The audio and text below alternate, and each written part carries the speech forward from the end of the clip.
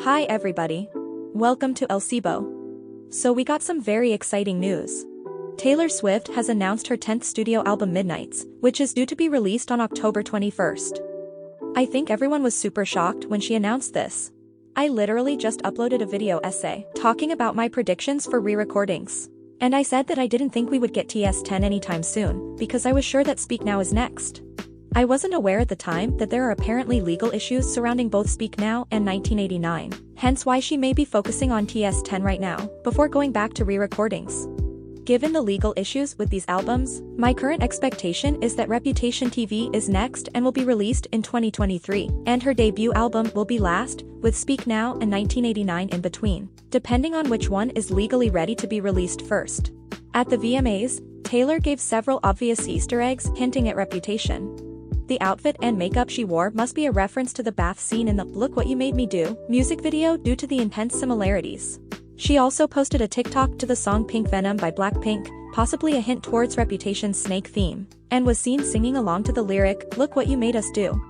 I think given the legal issues with Speak Now and 1989, Taylor is aware that Reputation TV is likely the next re-recording. She has already been dropping hints about 1989 TV and Speak Now TV, so I wouldn't read too much into the Reputation Easter eggs. I think she is simply trying to build hype for whenever that album comes, which won't be anytime too soon I think, because her attention right now is on Midnights. Taylor revealed that Midnights is a 13-track album with a slightly edgy-looking cover. She is wearing purpley blue glittery eyeshadow and heavy black eyeliner, while looking at a lighter, potentially indicating a slightly darker tone sonically. In her announcement post later, she said that the album is a collection of songs which tell the stories of 13 sleepless nights scattered throughout her life. Now any Swiftie will note that many of Taylor's best ideas have come to her in the middle of the night, and that being awake in the middle of the night is a very, very common trope in her songs. So I think this could be something really great. I think in terms of what the sleepless nights could be, there will be a mixture of positive and negatives.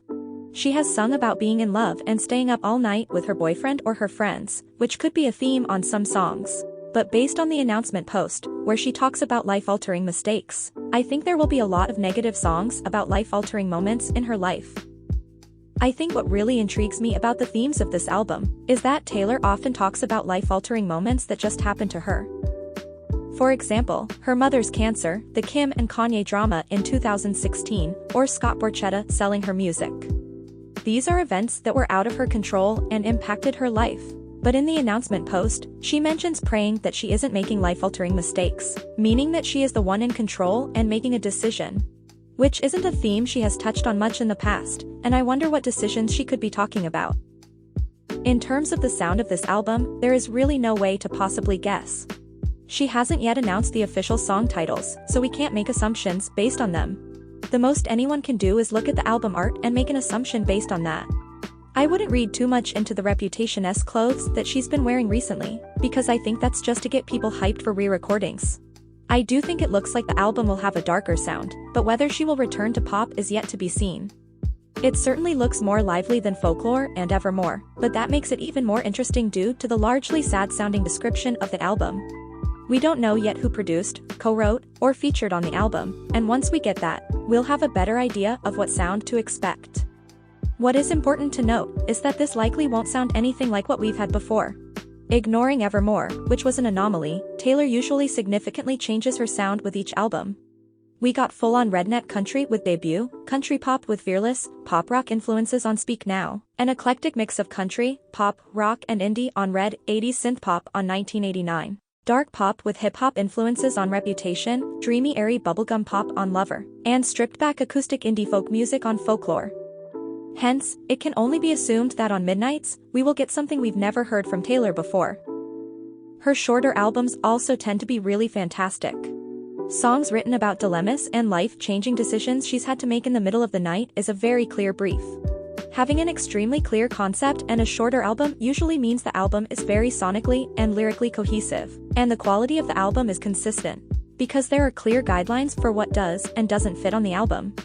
Short album plus clear concept has given us amazing albums like 1989 and Reputation. Conversely, when there is a longer album with a less clear concept, there can be varied results. For example, Red and Lover both are longer albums with no unclear concept. There are many different sounds and themes explored on both, leading Taylor to describe albums like Red as a mosaic. And while these albums have produced some of her greatest ever songs, these concepts can lead to long, incohesive, chaotic albums with some not great songs too.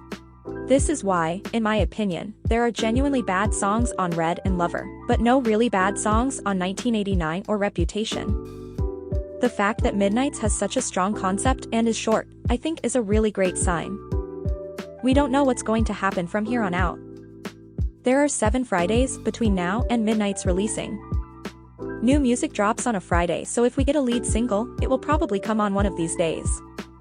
Based on Taylor's track record, she usually drops the lead single around 2 months before the album releases. So I think we'll either get the lead single on Friday the 2nd or Friday the 9th, or she'll opt for a Red TV-style rollout and not give us a lead single. We'll wait and see what happens. Sorry that I don't have more information to give out at this time, but I don't want to speculate and give people false information.